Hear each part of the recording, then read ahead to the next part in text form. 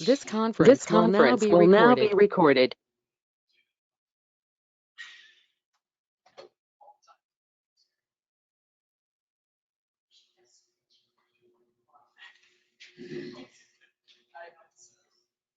Good morning, everyone. Thanks for joining us for this meeting of the Wichita-Sedgwick County Advanced Plans Committee. Called the meeting to order, and I would like to do a roll call to make sure we can see and hear everyone who's present.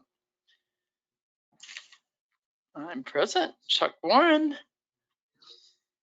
Joe Johnson. Here. Mr. Duell.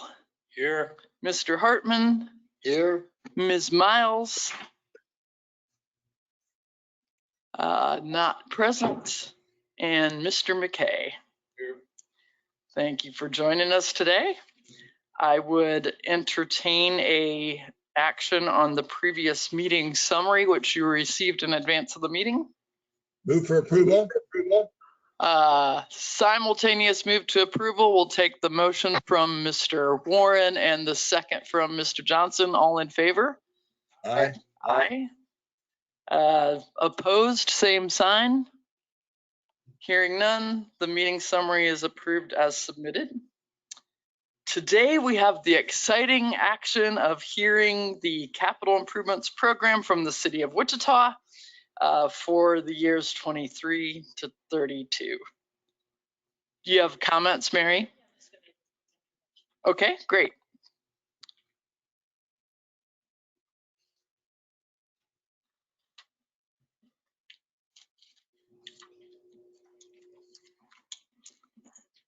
Mary Hunt. I wanted to make a couple, just a couple comments. We've been working with the city for, every year on the CIP. Today we have a budget analyst, Zach Kramka, joining us to make the presentation on behalf of the finance department.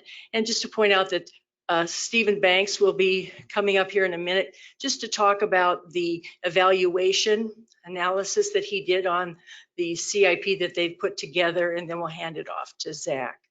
All right, thank you. Glad to have you, Zach and Stephen.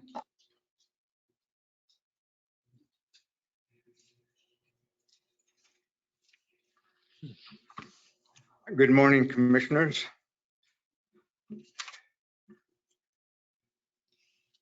We're asking a couple of things from you this morning. One, the finding of the CIP having significant overall conformity with the comprehensive plan, and also that the conformity could be increased by allocating more funding to maintenance of existing infrastructure. It is a requirement of Kansas statute that the capital improvement program be presented to the Planning Commission for approval as being in conformity with the comprehensive plan. The city of Wichita prepares a 10-year CIP, and the community investment plan identifies vision, core community values, and guiding policy principles to help set relative priorities for future public infrastructure and facility investments or facility decisions. And there are 5 principles relating to that that you're all familiar with: supporting an innovative, vibrant, diverse economy, investing in the quality of our community life, taking better care of what we have, and making strategic value-added investments, and providing for balanced growth. The attached spreadsheet that you receive divides the aggregated CIP within categories of transportation, water, sewer, and stormwater, arts, culture, and recreation, public safety, and other. In addition to the categories above, this analysis reviews the level of investment proposed in the established central area. And again, overall, our conclusion is the draft CIP has significant conformity. In the established central area, which is designated as having a desire to create a more walkable development pattern in the core of the community. The creation of the Wichita Urban Infill Strategy was part of that, and something we're still pursuing. But the established central area is 40% of Wichita's land area. It's also 52% of the population according to the 2020 census. And the proposed CIP allocates 34% of total funding to the established central area. So 10 to 20% below those core statistic values. Given the deteriorated condition of existing infrastructure in the ECA, additional CIP funding for maintenance and infrastructure would be more in conformity with the comprehensive plan. And that is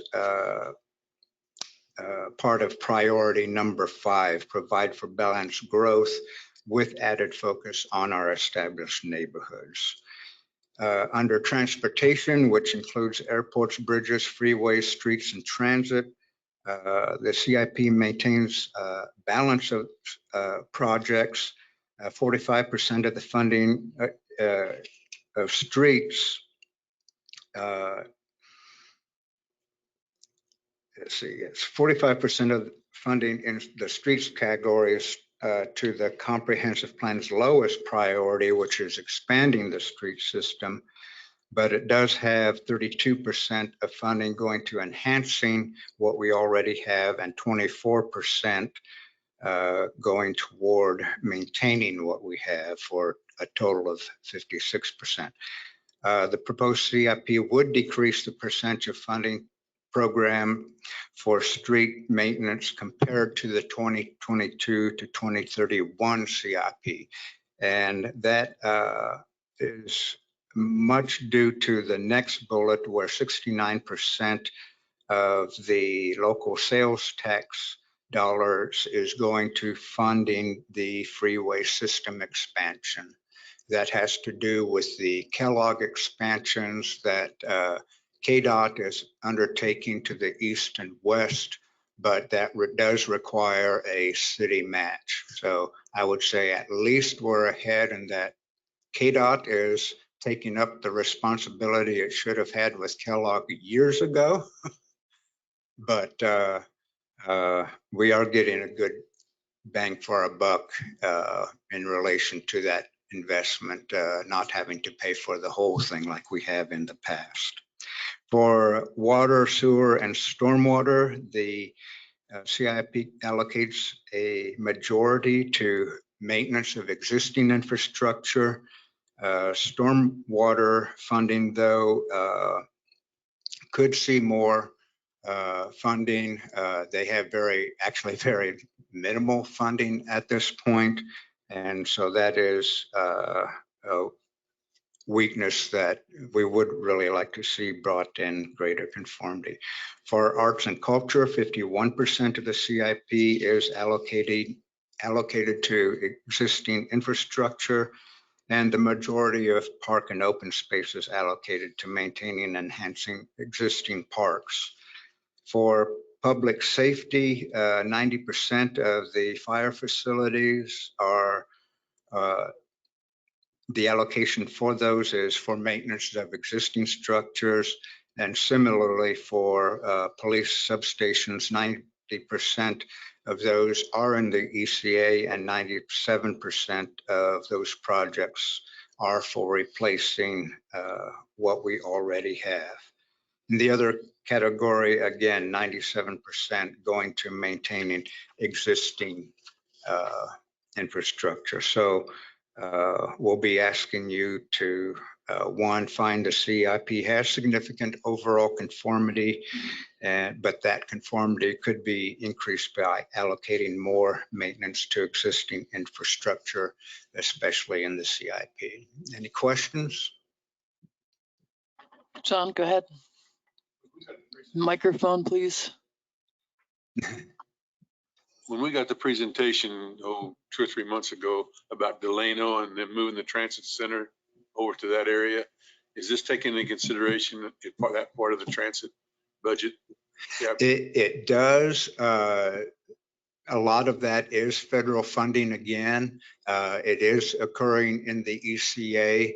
That would be kind of an expansion, but it is going to be a replacement for the existing transit center. So it's going to move a bunch of that operation over to the Delano area. Other questions for Stephen at this point? He'll still be in the room if something comes up after we hear Zach. Zach, thanks for being with us today.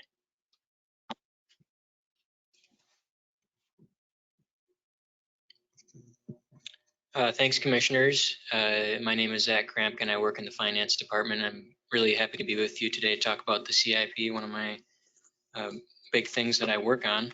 I'm just going to run through a few slides for you. And of course, if you have any questions, feel free to interrupt, or we can take them at the end, whatever you prefer. I'm happy to accommodate. We can go to the next slide, please. So overall, the CIP is a 10-year, $2.4 billion plan. It's 10 years, but we redo it every year, so it's a rolling update. And the point of this slide is really you can see kind of the things that go into the process. And really this starts all the way back in January. I would argue I work a little bit to get ready for next year already in the fall, but the main stuff happens in January. You can see community investments plan is a really big component of the development of the CIP, as well as the city council mission and goals that really breathes life into everything we do at the city of Wichita. Some other things that also play a pretty big role. There's a CIP administrative committee that rigorously vets a lot of projects, and part of that vetting is priority score. Every project idea is scored and forwarded to committee. City council policy direction. So yeah, we have their overall mission and goals, but there's also room for the council to make decisions in the process. And then everything we do in finance also includes citizen feedback, both informally, but also more formal situations like we're here today in front of you guys. Next slide. So this pie chart just shows the revenue side of the CIP. And as I said before, it's $2.4 billion about. One thing that I like to point out is that the proportion of the revenue for the CIP that is really the property taxes, that GO, it's a significant portion, but it's also not a significant portion. I mean, you can see it's about $311 million over 10 years, and that pays for things like parks and public safety, public facilities. But a huge chunk of the CIP is utility projects, airport projects. Mr. Wadle.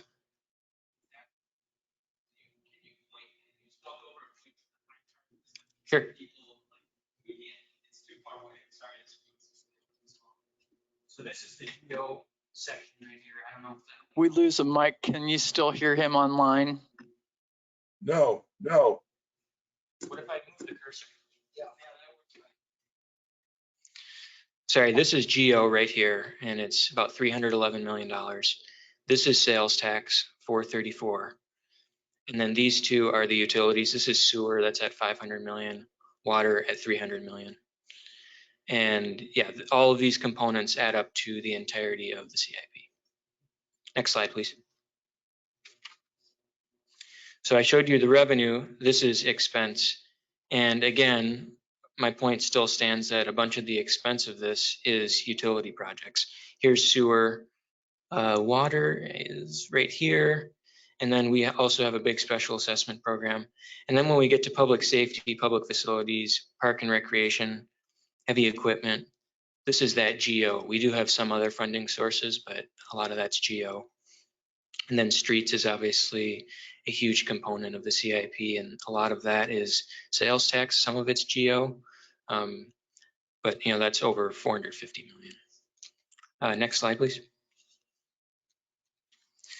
So this chart really kind of sums up why we're here today to talk about the conformity with the Community Investments Plan. The plan, as you're well aware, lays out three major priorities, the top being maintain what we currently have. Next priority is enhance, and then the third priority is expand. And on the right-hand column there, you can just see the percentage of the entire CIP that's devoted to each of those priority areas. And the plurality of that is to maintain what we currently have, which is good. We want to make sure that's the largest spending category without question. Next slide, please. So this is a slightly different chart. In addition to maintain, enhance, expand, the comp plan lays out other priority areas, very high, high, medium, high, low, medium, as it relates to the sections of the CIP like streets, bridges, transit. And I guess what I would observe here for you all is you can see that 3/4 of the CIP is either in very high or high, which again, that's really important. And those are things like public safety, streets, and water. Those are really critical components of the CIP. Next slide, please. So now I just want to spend the balance of my time and just highlight a few policy decisions areas that have really been important in the development of this year's document. First of which being pavement maintenance. This is something that we constantly hear from the community that we really want to make sure that we maintain our roads. And that's maintained a priority historically and to this day.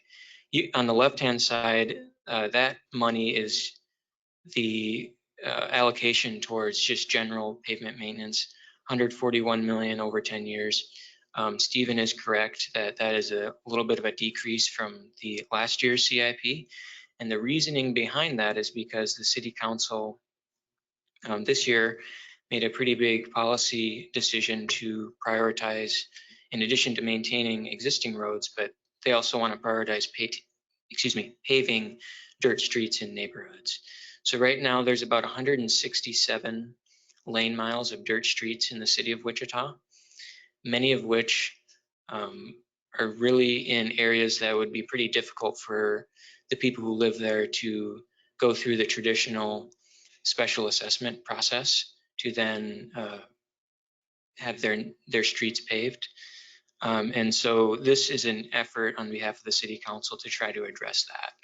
And what they did is they allocated 31 million over 10 years. And the estimate right now is that that would be able to pave about 41 miles of those 167.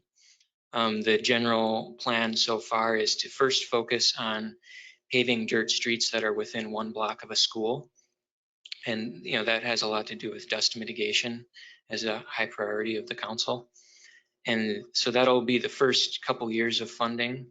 And then once that's taken care of, the plan is to move into those lowest income areas of the city that again probably are not in position to go through the traditional special assessment process to pave their streets.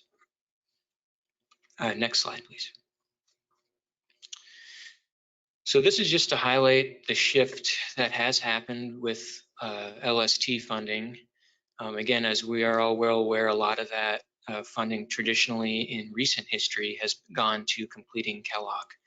And a lot of that work has been completed. Of course, there's plans to keep expanding in the future potentially. But a lot of the majority of work in this CIP related to Kellogg is outside funding. It's not the just complete sales tax funding like it has in the past. They do require some matches, local matches, and so that's what's being provided here. But again, a lot of the LST funding has shifted from freeways. Now it's moving into those streets and bridges, arterials throughout the city. Next slide, please. So keeping Wichita safe, that's part of our mission and goals. 150 million in public safety improvements, and most of this is GO funding. There are 3 police station replacements in the CIP. The 4th is currently in progress. Patrol East they're getting ready to start digging in the ground for that. And then the other police stations are also planned to be replaced throughout the planning period. There's 45 million for 9 fire stations. This is an increase. Over last year, there was money for 6 fire stations, I believe. And this could be the majority of these fire stations will replace a handful of our 22 stations.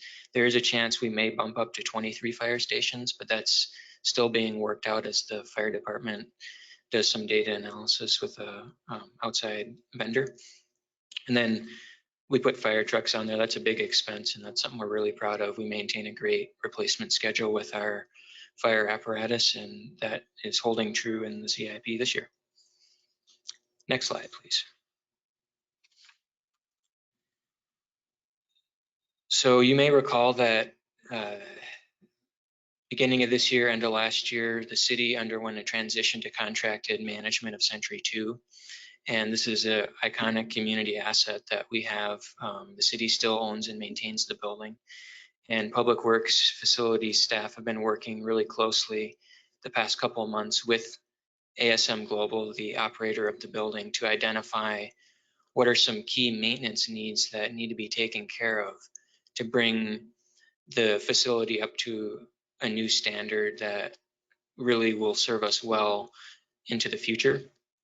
And they identified about $18.5 million worth of work that needs to be done. And so that's funded over 10 years, but the bulk of it, over half of it, is going to come in 2023. And some of the big projects are going to be to replace the blue roof. There's some HVAC improvements that need to be done, as well as other life safety ADA systems, improvements to lifts and elevators. So that is something that we're really excited about, and it's worth highlighting. Next slide, please. Stephen mentioned a little bit about stormwater, and we did want to, this is exactly the same slide that we talked about to this group last year, but the Dry Creek project has been a really high priority. I believe that is in the ECA, serious flooding problems. And there's $36 million scheduled of improvements to address that. And I believe that has already started, and it will be ongoing, but this has been a really high priority over the years, and the CIP is committed to providing the resources to address it. Next slide, please. Just a few park and library comments. Dog parks have become a really high priority of the city council. So there's over $1 million to one dog park. Is Country Acres is going to get a dog park, which is great. There's not a dog park in District 5 right now, even though there are a lot of dog owners. And then I think the next dog park after that, I can't remember if it's 23 or 24, is there's going to be some improvements to Meridian Dog Park in District 6. We have funding to contribute to portions of the CLAP master plan, and then over $6 million to improve 4 branch libraries: Westlink, Angelou, Rockwell, and I'm forgetting Alford. Thank you, Alford. And so those are things worth highlighting. Next slide, please. So this is just a little bit about where we've been and where we're going. The manager presented the CIP to the city council alongside the operating budget in July. And obviously I'm here today to talk to you guys. We're scheduled to take the CIP to the full planning commission August 18th. And right now the plan is for the council to adopt the CIP and the operating budget on August 23rd. Next slide, please. So first of all, if you have any questions, feel free to reach out to your planning staff and they'll get in contact with me or anyone else at the finance department. But the CIP is also available online. You can stick your phone in front of that QR code and it'll take you to it. If you want to go visit the library to see a physical copy, they're available at every library, as well as you can come to City Hall and we can help you. But yeah, again, if you have any questions, don't hesitate to reach out. And one more slide. that's kind of the end of my presentation. I'm happy to answer any questions. Right. Thank you. And here's your first question. Go ahead. Excuse me, on projects. The first is the old library next to Century 2. Does the city have any plans for that building at this point? Thankfully, the finance director just walked in, and I'm going to defer to him. That's a great question. Good morning, everyone. Mark Manning with the Finance Department. First of all, I'm sorry I had a conflict. The manager assigned me something else. I asked Zach to fill in. Zach is the one that does all the work on the CIP. You see me every year. He's the one that's working late hours doing all the work. So he's very, very familiar with it. The best answer I can give you to your question is there's been a lot of discussion about it, but we don't have any specific money in the CIP specifically for that library. I know that's kind of a wiffly-waffly answer, but that's the best answer I can give you. So. My second question has to do with the money in the budget for the Clapp Park. Is kind of a after the fact question, but I wonder if the city still feels like spending $9 million on that is a better option than keeping that open as a golf course.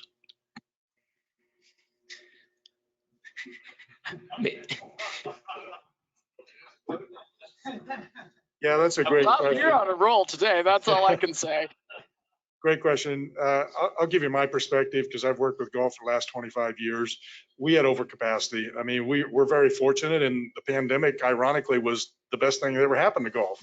Who would have thought that? We wouldn't have thought that, but it turned out it was.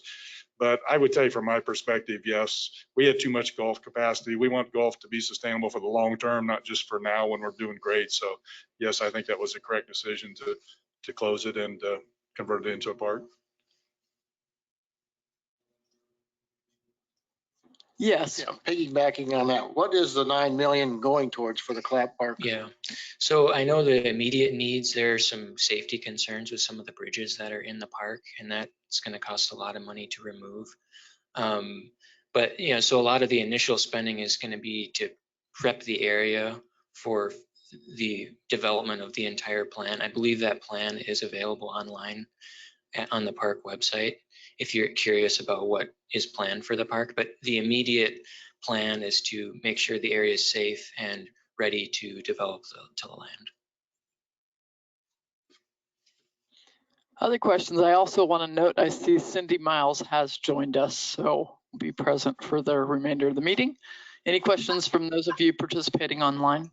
No, I didn't hear an answer on the library, on the old library.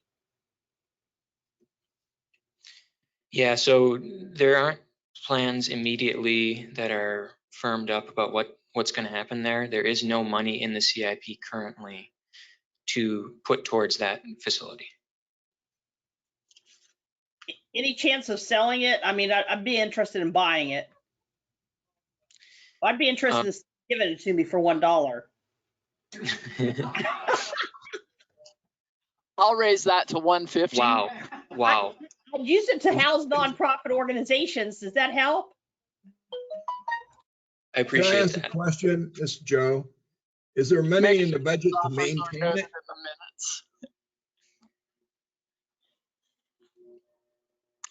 There's still operating money to maintain that building, certainly. Yeah. Yes. Thank you. Okay. Do you have a question? Oh, I'm sorry. Go ahead, Joe. No, I was just asking if there was money to maintain it. That's all. Thank you. Mary? My question had to do with Bleckley Street and the flooding there. What exactly will they do to alleviate that?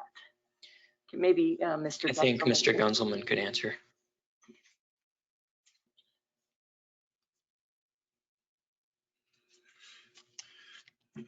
We do have an RFP on the street right now that I think responses are due back August 12th, I believe. So we will be asking the consultant that we will hire for that work to do some proposed routing feasibility and right-of-way impacts that could happen, evaluation of franchise utilities in that area, and some other things. So my belief is we'll put a box there. However, I think we have some restrictions going under Kellogg that might restrict the size of that box. But we are just now getting, like I say, we have the RFP on the street now, and responses are due back August 12th. So hopefully we'll know more as we go through that process. The conceptual design will be due later this year, and then working on to final plans and estimate due early in 2024. Thank you. I have a question about the sales tax revenue. I think the thing that really struck me was that 69% of the sales tax funding goes to expand the freeway so we can get somewhere a minute faster. Is that tax specifically tied to freeway expansion so that it has to be used for that, or is there some discretion in the allocation? Yeah, so the ordinance was, or there was a county-wide sales tax that was passed by the voters, and we get a portion of that money. Some of it goes to general fund relief for property taxes, and then a portion of that is used for capital projects, and it can be used for freeways, bridges, or streets. And so, I hope that my slide illustrated a little bit about how, previously it was almost exclusively going to Kellogg, and there really has been a shift over the last couple of years now that much of Kellogg's been improved. So it's something that we're working on for sure, but there is some limits. Some of it goes to the general fund, which is, operating budget, but there are limits to what we can spend that money on the capital side. Thank you. That answers my question. Other questions, Mr. Warren? The aspect of the plan that deals with fire stations, as the city expands, and because of that, the county or other cities contract, is there a plan long-range plan as to how this transition from city to county for fire service is going to happen? Sure. So what I can tell you is the fire department is finishing up a lot of predictive analytics work, is what they're terming, with a outside vendor and software system that will help them determine strategically how should we reposition personnel, apparatus, and where do our facilities need to be located. And like I said, there's money for 9 stations in the CIP, most of which will be replacing current stations because some of them are in rough shape. But there may be 1 or 2 that are brand new stations because of the coverage constraints, especially out west with several of the barriers between Kellogg and the Big Ditch. It makes it tough to quickly get to where we're trying to go. So they're trying to improve coverage out there in the outlying areas, and I guess that's the best answer I can give you. All right, a lot of information, a lot of projects, and appreciate Zach that we got to hear from you, who does the work at the grindstone level. Thanks so much for your time. I'm glad your director allowed you to come up from undercover. Have a good day, everyone. Thank you. So we need to take action on this, a recommendation that the full MAPC would hear this material, but also that we would be making a recommendation to increase the allocation for maintenance of existing infrastructure proportionally. Is that an accurate representation? Increasing the proportion of funding, it would be nice, but it's not what we're asking today. Today, we're asking you, have they made the case that this is consistent with the comprehensive plan, yes or no? And that with that, it would go forward to the MAPC on August 18th. I'm sorry to join in here, but I think the clarification is that just what it states on here, that the that the Advanced Plan Committee recommend that the MAPC make the following finding: that the draft CIP is significant overall conformity with comprehensive plan. So therefore, you're finding it's in conformance, and that conformity could be increased by allocating additional funding to maintenance of existing infrastructure. So you're not actually recommending that they increase it, but just simply making a note, hey, in the future, additional points, basically, if maintenance is increased. I'm making that exact motion, word for word. Thank you, Cindy. And Mr. McKay has seconded. All in favor? Aye. Aye. Opposed?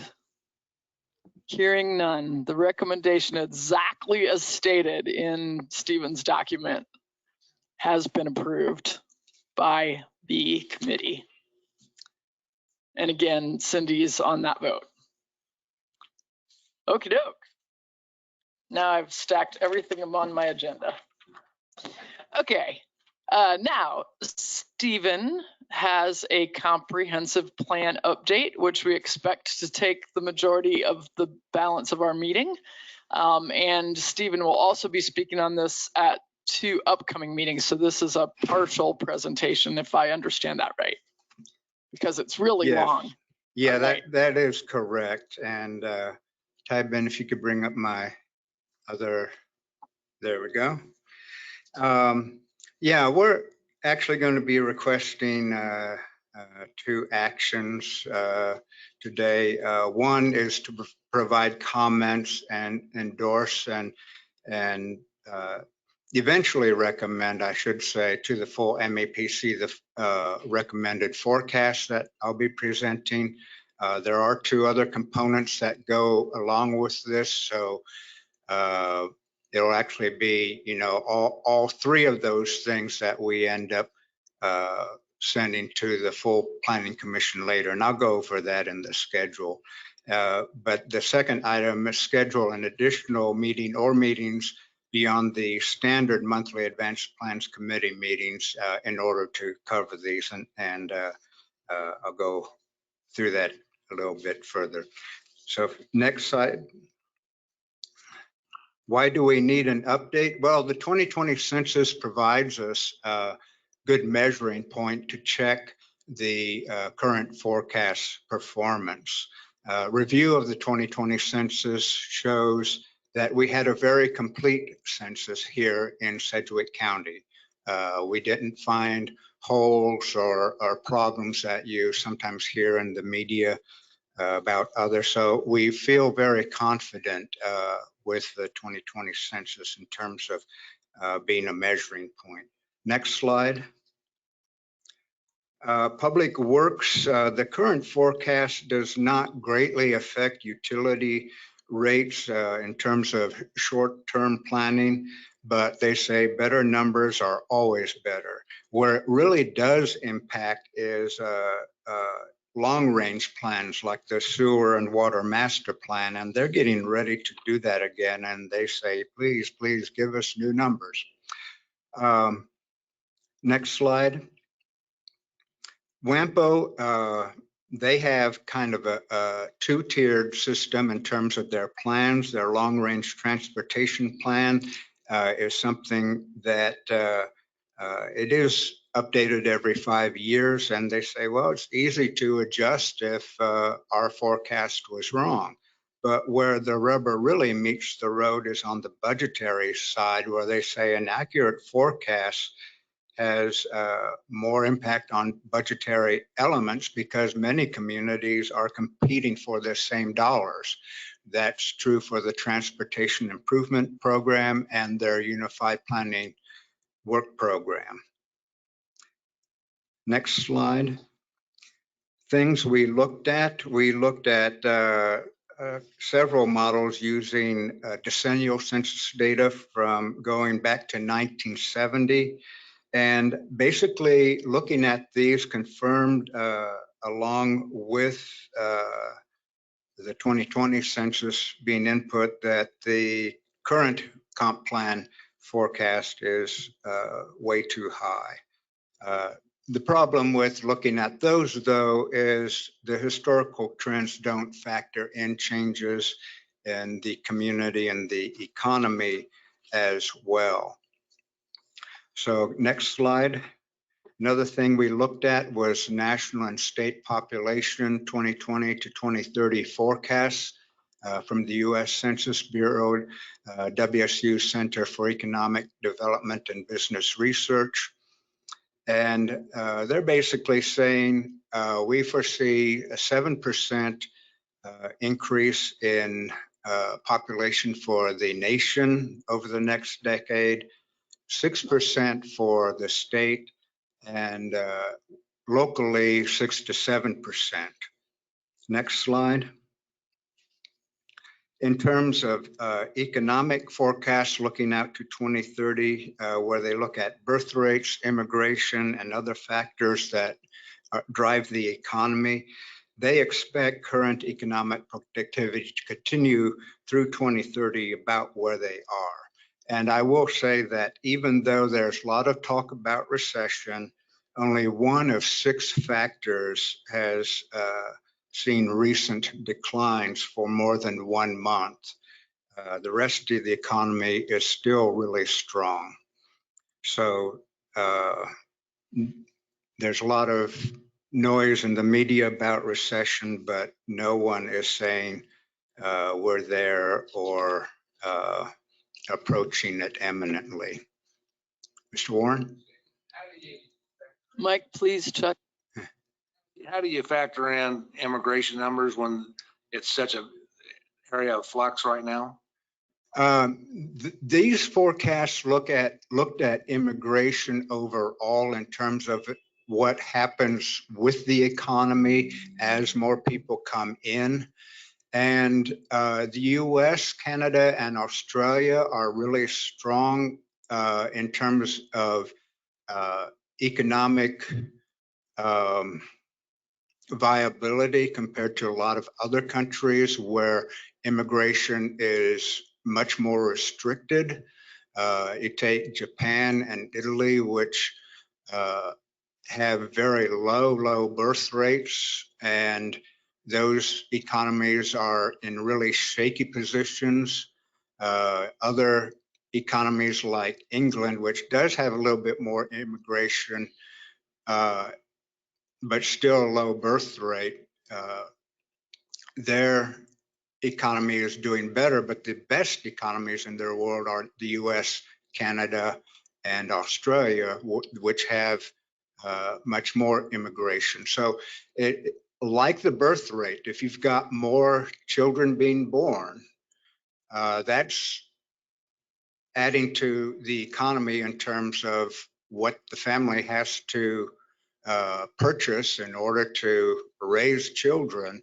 But then as those children age and create their own households, that creates another set of factors that help drive the economy. And they're saying that influx that we see in terms of immigration in this country also contributes to those economic productivity drivers. Okay, next slide. Another thing that we really looked at was residential building trends. We know that there are labor market challenges. Part of that being commercial development, which is very strong. We do have a fairly large construction component in the local economy, but it has got some challenges in terms of home building right now.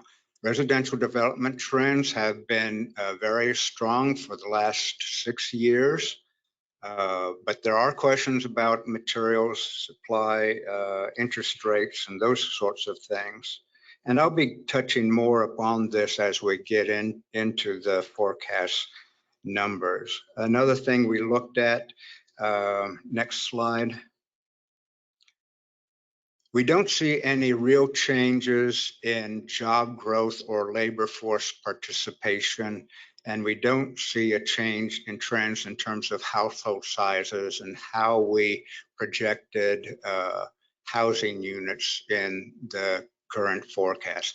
COVID did create a blip in the numbers, but as we've kind of coming out of COVID and getting back to normal, whatever that is, we're seeing the overall trends go back to pre-COVID type trends. Next slide.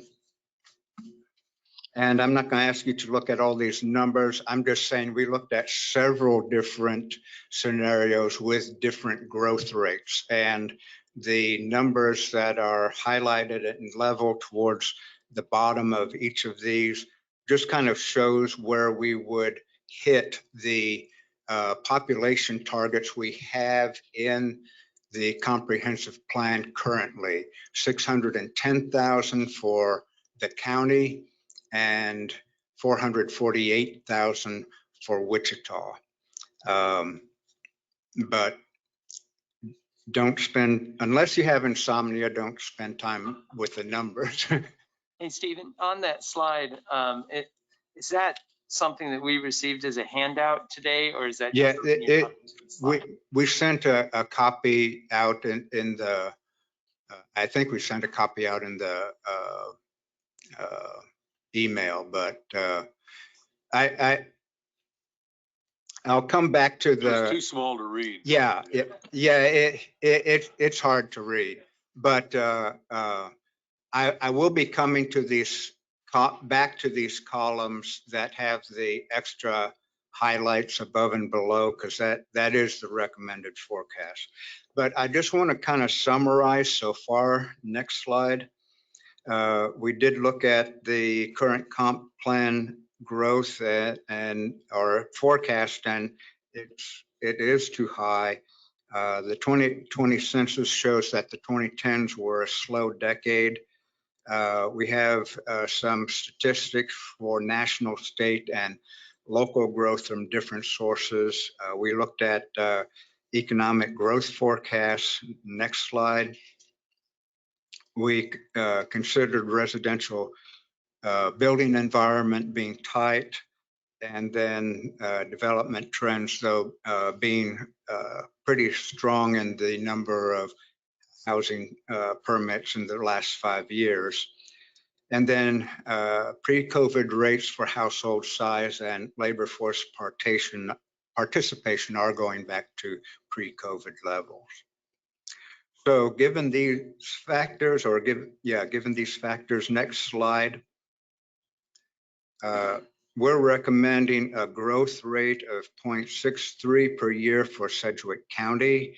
That is down from the 0.82, and then 0.5% per year for Wichita, we think makes sense. So about 6.3 for the decade and 5% for Wichita for the per decade, taking into account these numbers actually get a little bit compounded, but they're pretty slow growth rates. Stephen, I'm sorry, can you remind me when we developed the comprehensive plan, what we set that at? Did we set it at 1.5?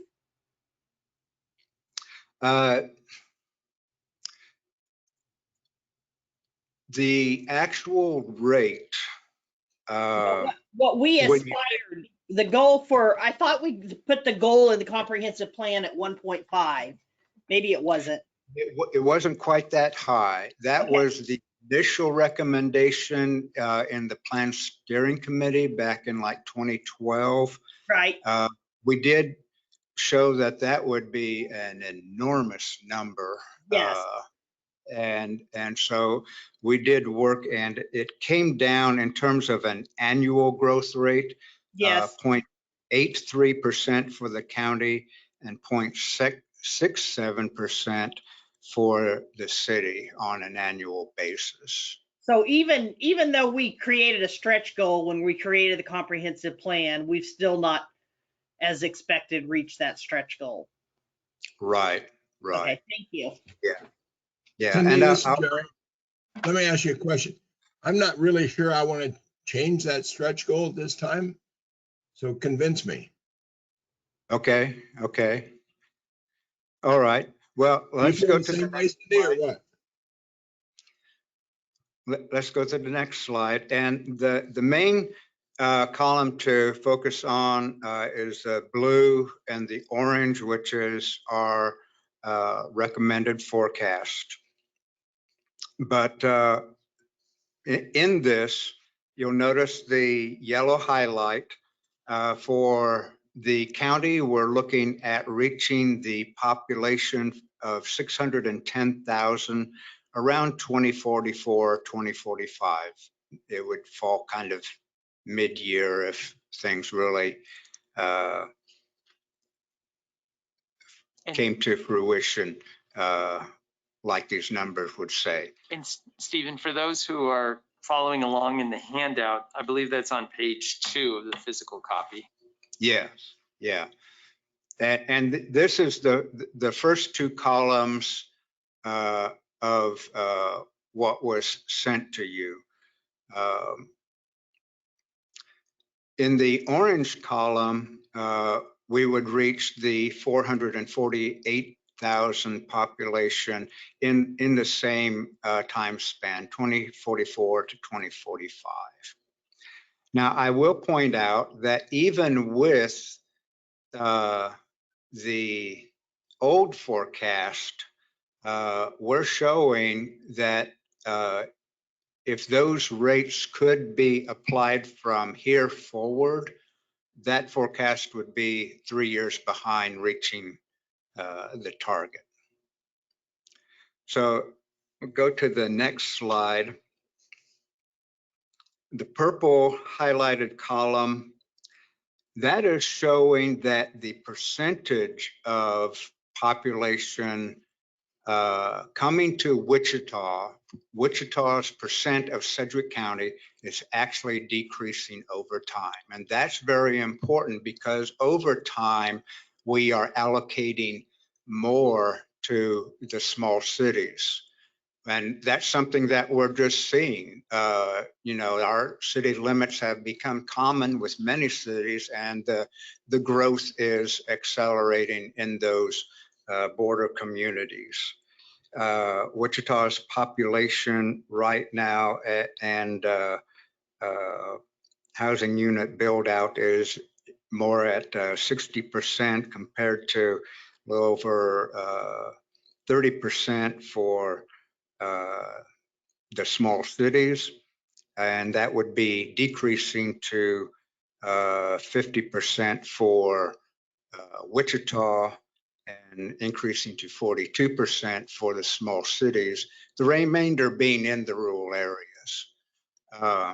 And that's just what we're seeing happen with more and more subdivision activity and build out in places like Mays and Goddard, Derby.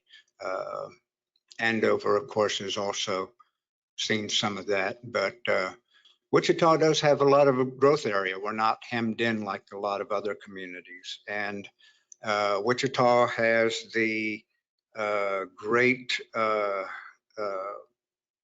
fortune to be a big job center, with the fact that there are other school districts within Wichita city limits and a lot of parochial schools that people have other choices in terms of the schools, and those are still factors that drive decisions. But Wichita, I think, really has a great fortune in that, as far as people still seeking to be closer in overall.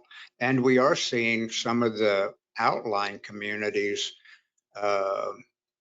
places like Mount Hope, Clearwater, even Cheney, where growth has been kind of tapering off.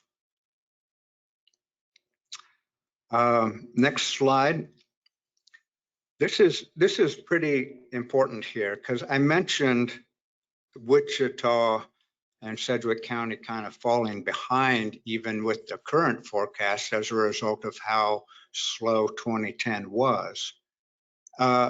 It would take a production starting now of nearly 2,300 housing units per year to actually make that forecast happen. We're not there. Our forecast, and it's shown under the revised, the recommended forecast in the blue and orange or yellow columns, that we're at about 1,800 housing units per year over the last 6 years. We have had as high as over 2,800. That was back in 2004. But we had a low of 400 in 2011. So, you know, you all know it fluctuates here. So to have a very high number, like 2,300, and try to make that actually happen when you know there's going to be downturns, you know, how do you catch up to that? And so looking at where the housing unit numbers are, the recommended forecast puts us in at the averages where we have been for the last 6 months. That gives us some wiggle room if we have a downturn. There is capacity in the overall construction community to get back to that 2,800. We'll just have to see what happens after we stop building car washes on every arterial corner.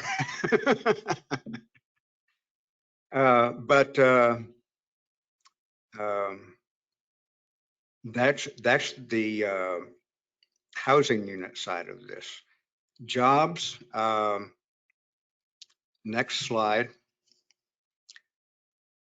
The jobs are actually derived from labor force participation, and we're not seeing that that is going to change dramatically over time. We had a blip with COVID.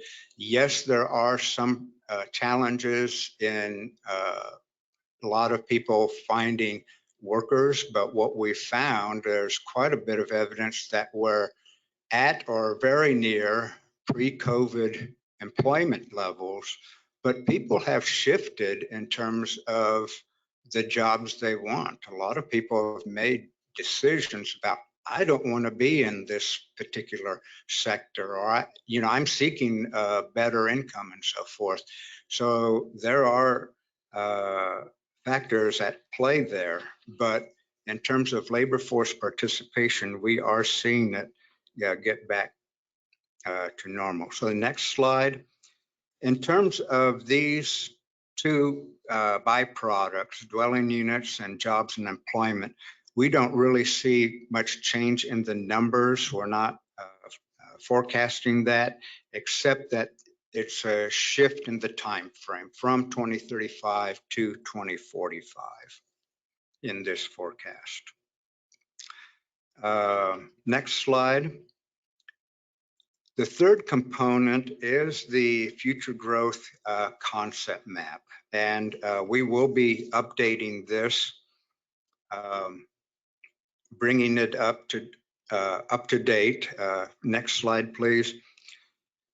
With 10 years of activity, we want to get that reflected with the base land use that is shown in the map, and there will be some minor modifications to the growth areas, but we're basically accommodating the same population. Some of those will have to do with some analysis we do in terms of freeway improvements and so forth, where will some shifts occur in that respect.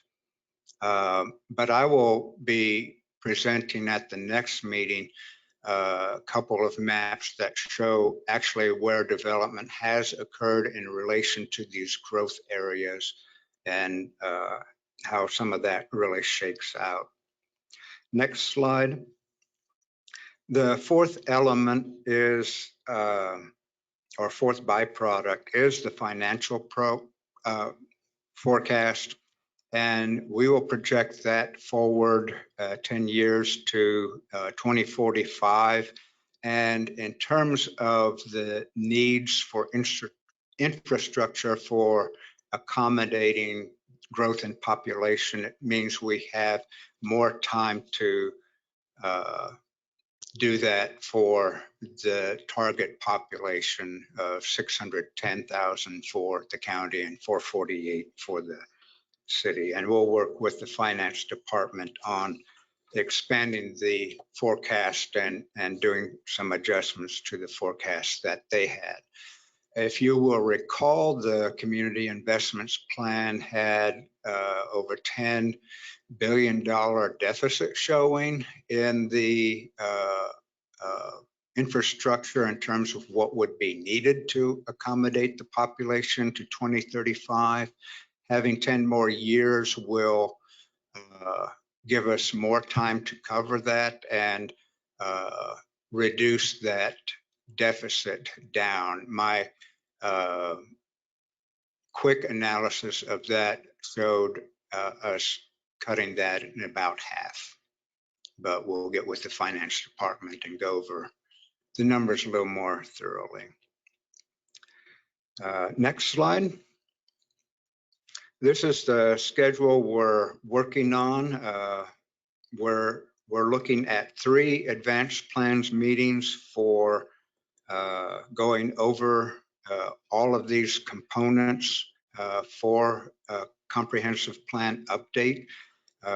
Today, we're looking at the forecast and the scheduling of an extra meeting.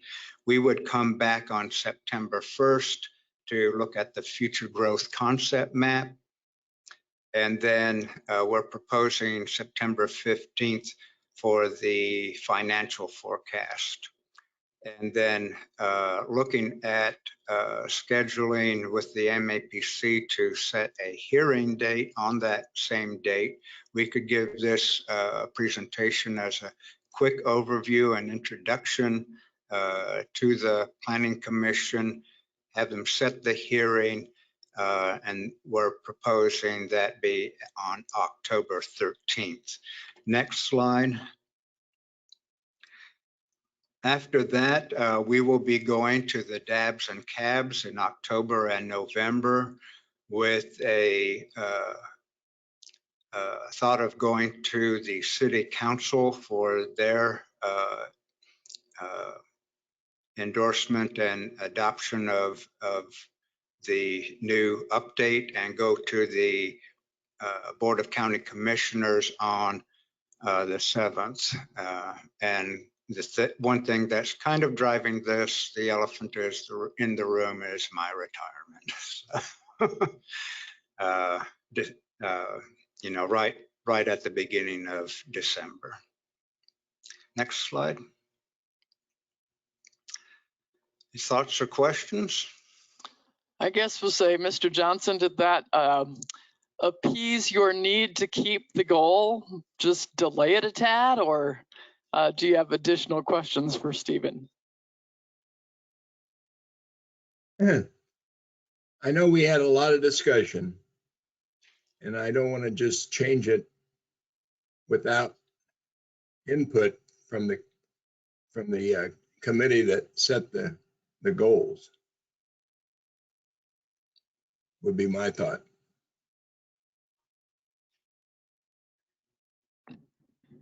Okay, questions for Stephen or thoughts about what you've just heard?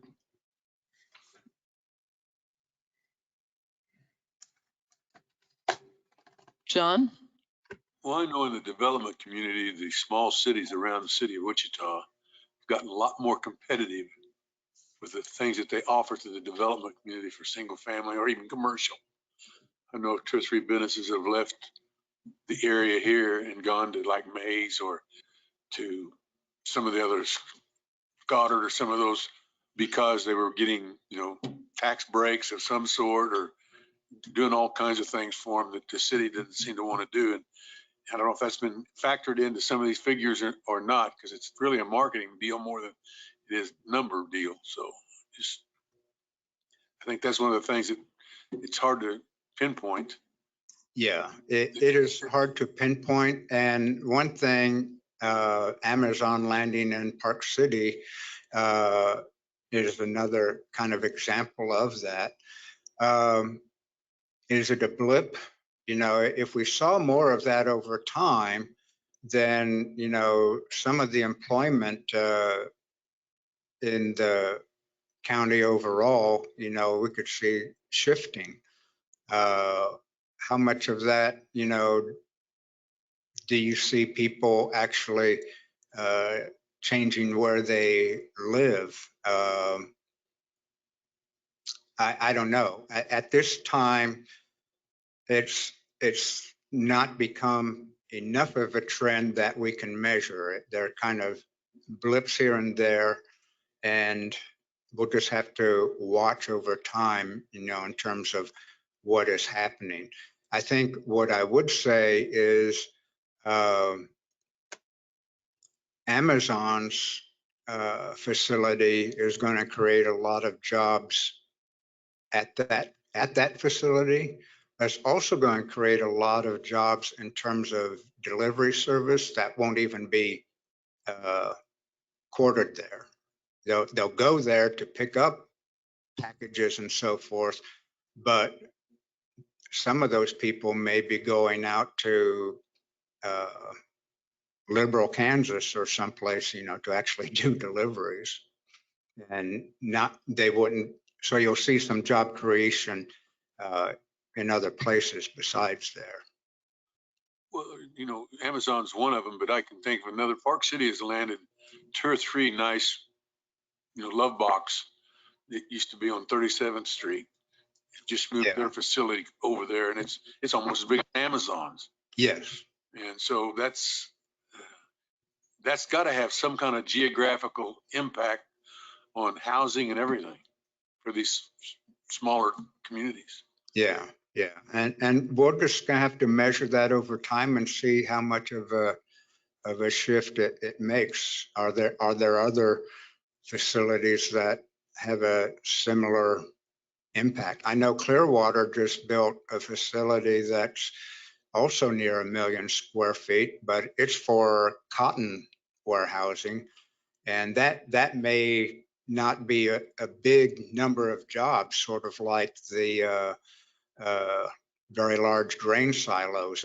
It's a big capacity, but it doesn't mean a great number of jobs. But it means a tax base for the place it's located. Oh, it does, definitely. Yeah, yes, yeah, definitely that component. All I can say if the developers would remind people that those nice, lovely developments around the edge that have water features, et cetera, also have wasps and snakes, they would probably keep more people in the urban core. You know, we didn't say much about the school system, but that's what's been driving this for the last 25 to 30 years. Is the school systems that are developing. Look at Mays. Mays was a little bitty small town, and it's got the largest, I think, probably the largest school district or system in the state of Kansas now. It's one of the largest, and Goddard's the same way, and so Andover, you know, and so. But they built their large campus, and it now includes 2 middle schools in Wichita, because that's where the locus of all the new development in terms of that school district is actually happening. Mays does have several subdivisions now that they're doing, and they're doing a lot more multifamily than they used to, which is between Mays and Derby. Those are really the only 2 where urbanization has come to the point of actually making apartment complexes in higher demand.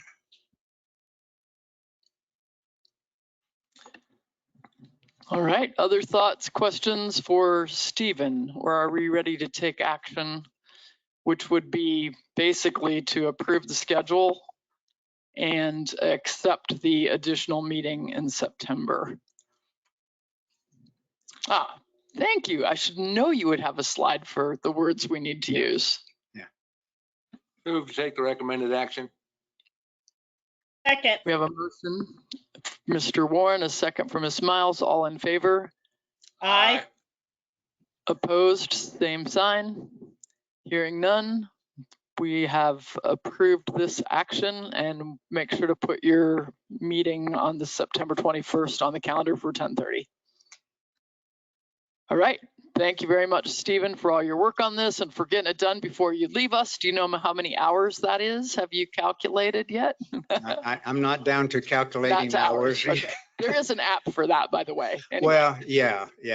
I've got another deal on my phone too. I could do it, but there's so much going on, not just this, but the redistricting thing and so forth, that would be too much a novelty to mess with right now. I hope you are feeling very needed, Stephen, in your final days. You're having a great impact.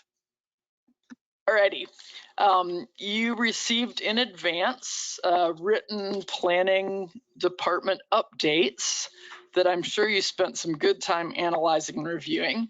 So maybe we can just begin by saying, what questions do you have for the information that was presented in advance?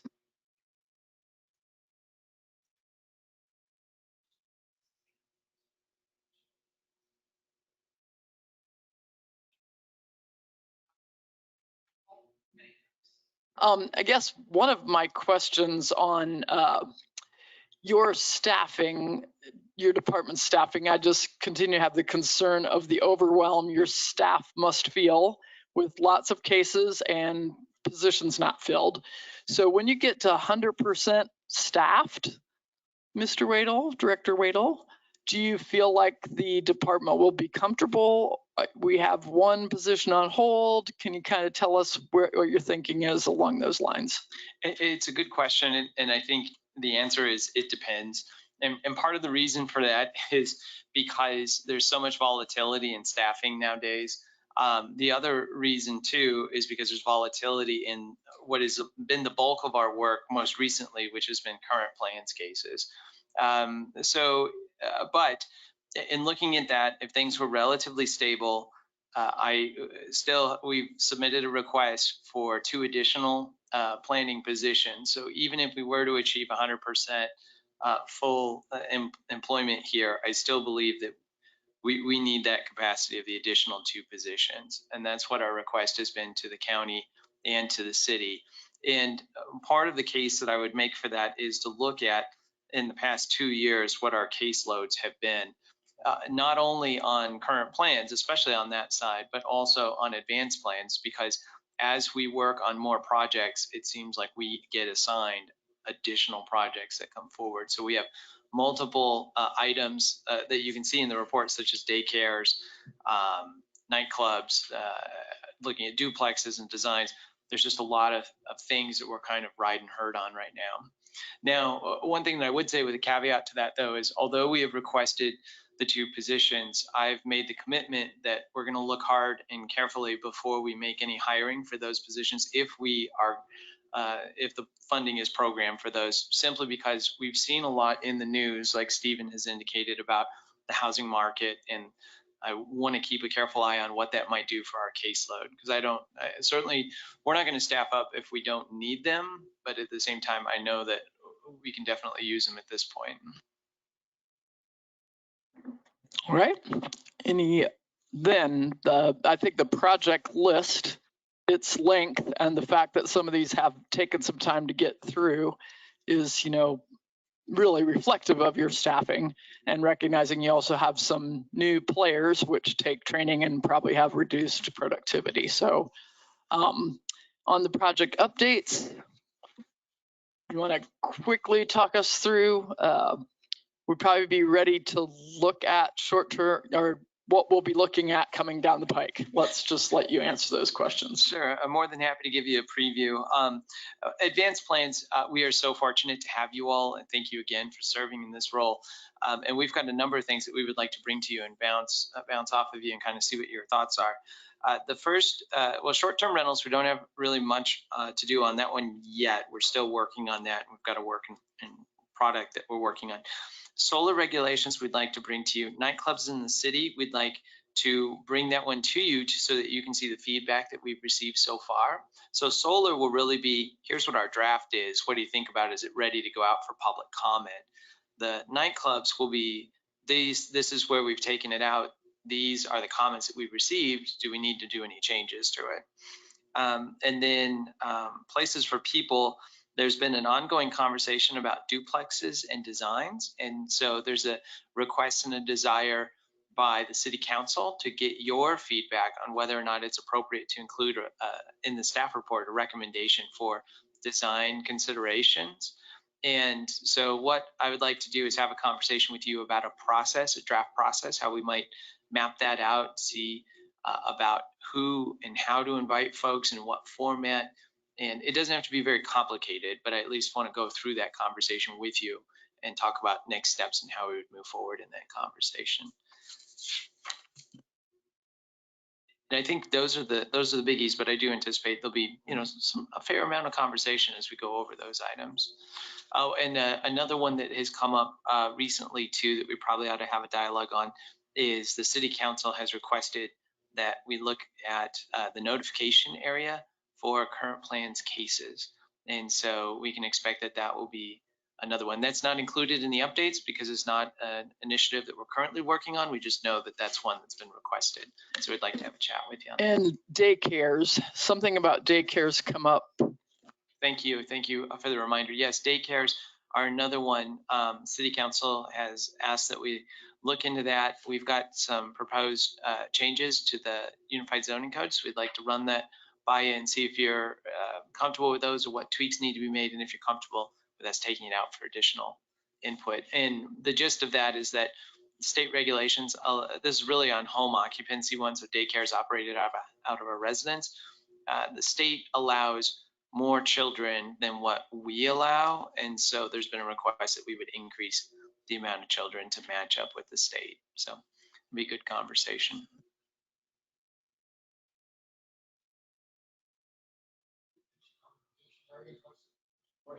Yeah, I think part of the dialogue that comes up and is that at the DAB meetings, folks have, you know, members of the public will come in and they'll say, well, I didn't find out about this, or I didn't receive a notice, and why didn't I receive a notice? And that's a common statement that is made at the DAB. And so one of the things I think that we're going to do to help address that is if we can include slides that show what the notification area is, because it's one thing to say 200 feet or 350 feet, but I think having that graphic will really help. But I think part of a larger question is, well, should it be expanded and to what degree? And so what we'd like to do is have a conversation with you about that, about, well, if we did expand it, here are some options that we looked at, and here's how much it would cost to get the notification area. Here's the implications that it would do for a protest area and just all those kind of dynamics, and just kind of have an initial discussion with you about that. We had a zoning case last year. It was to replat the land I live on so we could add a house. And the sign went up, but I always leave my house and turn to the left, and the sign was to the right. It was within 200 feet, but I never saw the sign. So, you know, I think we are creatures of habit. And that you don't see it because you aren't looking that direction. I've been around here a couple days, and most generally, when that excuse is used, I didn't know because, it's exactly what you're saying, is that people don't, that's not in their daily scheduling. And so, unless they're looking for it, if somebody has told them, they can drive right by it and never see it. You know, for example, that we had 2 or 3 people, I lived on the east side of town, and along Webb Road where they had that fence, you know, they must have had 20 signs on that fence. And we had 3 people say, I didn't see it. Well, you had to be blind. You could see it with a walking cane. I mean, that's how many, really, there must have been 10 or 15 signs along that fence. but people were saying I didn't see it. I do. When we built 75 Habitat homes in a square half mile. And I would walk the blocks, you know, to talk to all the existing neighbors to say, we're going to have construction trucks. And, you know, if trash blows, here's my cell phone.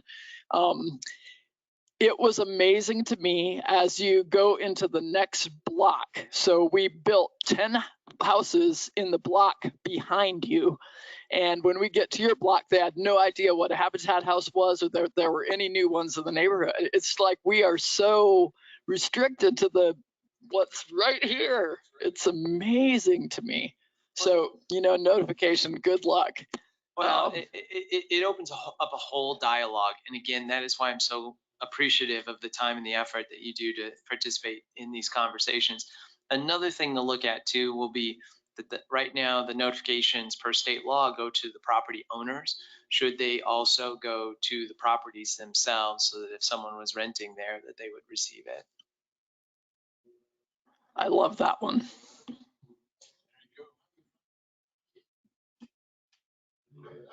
It does. It will be a challenge, and that's why, again, I am so glad that you all are here.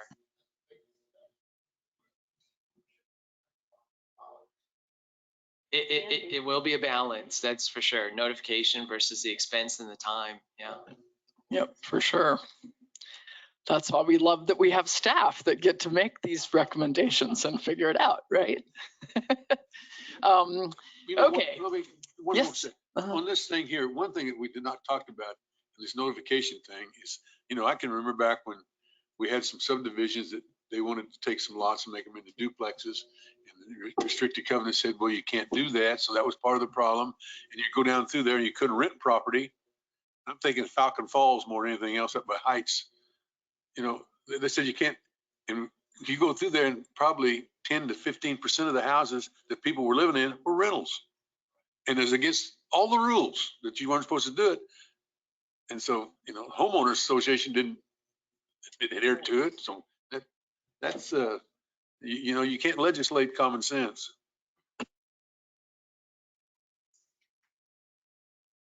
Yes. Some profundity from John McKay today. Can't make sure that gets in the minutes too. Can't legislate common sense. Right, enforcement is much too expensive. That's any other questions or comments on the project updates? We will have actions necessary on quite a few of these coming down the pike. At this point, do you believe our meeting schedule is going to be adequate, or do we need to plan for an extra meeting? I know comprehensive plan, Stephen is gone in August, and that's why the second meeting, the two meetings would be in September rather than August. Also giving him a little more time to be prepared for those two. But August, are we cool with today's meeting, or do you feel like for the other updates, we should try something in the second half of this month? You know, another option too would be to have a slightly longer meeting in September, if you're willing to do that as part of your first meeting, knowing that a second meeting then will be to talk about the comprehensive plan items. Because knowing that we would be talking about notification, that we would be talking about daycares and nightclubs, the risk is I don't want to bore you too. I mean, I know an hour and a half long meeting is a long meeting, and I know, you know, extending to go a little bit longer, I don't want it to be monotonous, but at the same time, I think we would have a really good dialogue, and so I don't want to have to cut it short. So I would look to you to see, are you open to the idea of maybe starting instead of 10:30, even at 10 o'clock, so we could get an additional 30 minutes? Or I guess, what do you feel? Okay. Recommendation to meet the first meeting of September, which is the 1st, I believe, would start at 10 o'clock. So we'd have 2 hours, allowing us to go through some of the project updates or recommendations in more detail. And then we'd have a second meeting in September as well. Could I hear acceptance of that, or second on that motion, I guess? Mr. Hartman, second. All in favor of that, please say aye. Aye. Aye. Any opposed? Hearing none, we have a schedule for September. I'm gonna say I did. Is that acceptable? Alrighty. And then, pardon me? Oh, I'm just exerting as much power as I possibly can in these meetings. Whether you call me chairperson or chairman or anything. Do we have anyone who would like to make public comment at this time? We would offer up 3 minutes if there's anyone who would like to speak.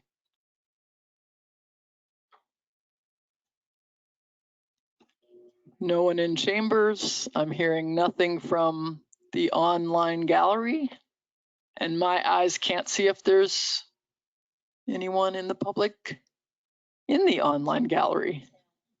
One person. Any comment? Thanks for joining us today, and I hope you heard something interesting. That concludes our agenda, unless there would be other business to be raised. Hearing none, I would call this meeting to its conclusion, and we'll see you at 10 o'clock on Thursday, September 1st at this location. Thanks, everyone. I hope we see some of you this afternoon. Oh, yeah. Otherwise, we could be lacking a quorum. Good point, Cindy. Thank you. Have a great couple hours until we meet again.